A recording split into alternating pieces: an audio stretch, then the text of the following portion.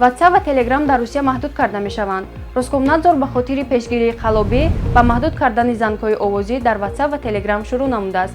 Ба гуфтаи ин ниҳод баъди ба кор даромадани системаи антифрауд дар соли 2024 ки занкҳоро бо ивази рақам маҳдуд месозанд, аксарият бо мессенҷерҳои хориҷӣ гузаштанд ки соҳибонашон талаботҳои амниятиро нодида мегиранд. Вазорати рушди рақамии коммуникатсия ва васоити ахбори оммаи Федератсияи Русия ин иқдомро дастгирӣ намуда, изҳор доштааст ки дастрасӣ ба занкҳо танҳо дар сурати риоя кардани мессенҷерҳо ва қонунгузории Русия барқарор карда мешавад.